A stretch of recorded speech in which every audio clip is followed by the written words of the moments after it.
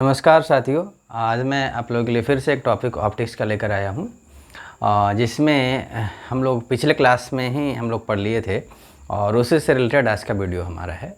तो पिछले क्लासेस में मैंने जो डिस्कस किया था वो हमारा था क्रिटिकल एंगल से रिलेटेड। और क्रिटिकल एंगल के बारे में मैंने बताया था कि when light ray goes from denser medium to rarer medium, then the angle of incidence for which angle of refraction become 90 degree with normal. यानी कि जो हमारा एंगल ऑफ इंसिडेंस था वो रिफ्रैक्शन के बाद नॉर्मल के साथ 90 डिग्री के साथ बेंड कर जा रहा था। तो इसी फिनोमेना को हम लोग बोल रहे थे क्रिटिकल एंगल, है ना। और वो जो हमारा कहने का मतलब कि जो इंसिडेंट एंगल था वही क्रिटिकल एंगल हमारा बन जा रहा था, ठीक है। तो उसी क्रिटिकल एंगल से जो हम लोग फार्मूला निकाले थे वो हमारा था sin c इजिकल टू 1/μ। उसी पे बेस्ट मैंने एक न्यूमेरिकल लिया है कि find the critical angle of diamond. अक्सर ये पूछा जाता है, तो हम लोग को सबसे पहले क्रिटिकल एंगल अगर डायमंड का निकालना है तो हमको सबसे पहले पता होना चाहिए कि इसका रिफ्रैक्टिव इंडेक्स क्या होता है। तो रिफ्रैक्टिव इंडेक्स ऑफ डायमंड जो होता है वो 2.42 होता है और रिफ्रैक्टिव इंडेक्स ऑफ एयर जो हम लोग लेते हैं वो हमेशा 1 लेते हैं। तो बाय क्रिटिकल एंगल जो हम लोग फार्मूला पढ़े थे वो हमारा sin c इजिकल टू था 1/μ। तो यहाँ पर म्यू का जो वैल्यू है वो रिफ्रैक्टिव इंडेक्स ऑफ डायमंड का होगा, तो हमारा जो होगा sin c इजिकल टू 1/2.42।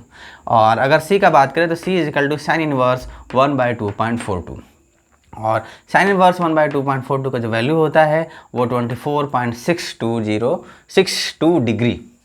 ये हमारा क्रिटिकल एंगल है डायमंड का, ठीक है। तो ध्यान में रखिएगा इस चीज़ को। आज हम लोग एक और महत्वपूर्ण टॉपिक पर डिस्कस करने वाले हैं और वो हमारा टॉपिक है टोटल इंटरनल रिफ्लेक्शन। इसको हम लोग शॉर्ट में TIR भी कह सकते हैं। तो टोटल इंटरनल रिफ्लेक्शन के बारे में हम लोग समझते हैं सबसे पहले। इससे पहले क्रिटिकल एंगल को मैं क्लियर फिर से कर देता हूँ। क्रिटिकल एंगल को जो मैंने बताया था वो था कि जब भी लाइट रे हमारा था वो डेंसर मीडियम से रेरर मीडियम में जाता था तो एक एंगल के साथ जाता था जो कि रिफ्रैक्शन के बाद 90 डिग्री से बेंड करता था। लेकिन अगर हम उस एंगल ऑफ इंसिडेंस जो कि क्रिटिकल एंगल था हमारा उसको अगर हम इंक्रीज करें तो क्या होगा, तो वो क्रिटिकल एंगल से जो हमारा जो रिफ्रैक्टेड रे जो हमारा था वो 90 डिग्री से बेंड नहीं करेगा, है ना। वो 90 डिग्री से ग्रेटर हो जाएगा यानी बढ़ जाएगा। तो उस केस में हमारा क्या होगा, जिस मीडियम से हमारा लाइट रे गया था उसी मीडियम में चला आएगा, ठीक है। तो हम लोग यहाँ पर इसके सबसे फर्स्ट हम लोग डेफिनेशन पे चलते हैं।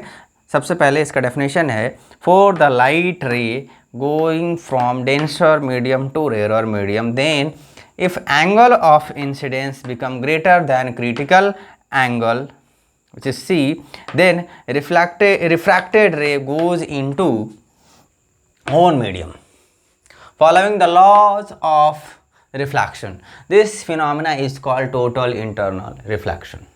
इट मीन्स हम पहले ही बताया आपको कि जब भी लाइट रे हमारा डेंसर मीडियम से रेरर मीडियम में जाता है तो एक ऐसा एंगल जो एंगल क्रिटिकल एंगल से बड़ा हो। यहाँ पर देख रहे हैं, यहाँ पर दो एंगल है, एक हमारा C है और दूसरा I है। C जो हमारा है वो क्रिटिकल एंगल है, ठीक है, जो कि रिफ्रैक्शन के बाद 90 डिग्री से बेंड करता है। लेकिन अगर हम C से बढ़ा दें, जो कि हमारा यहाँ पर I है, अगर हम C से बढ़ा देते हैं तो हमारा जो लाइट रे है वो 90 से ग्रेटर हो जाएगा, यानी फिर से इसी मीडियम में हमारा आ जाएगा।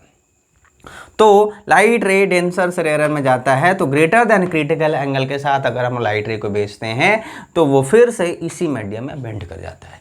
इसी फिनोमिना को हम लोग बोलते हैं टोटल इंटरनल रिफ्लेक्शन।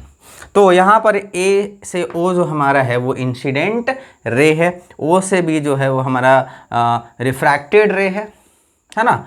और यहाँ पर जो हम लोग I लेंगे वो हमेशा ग्रेटर देन क्रिटिकल एंगल लेंगे। तो ये हमारा जो है वो इस फिनोमिना को ही हम लोग बोल रहे हैं total internal reflection. Okay, thank you. फिर नेक्स्ट वीडियो मिलते हैं।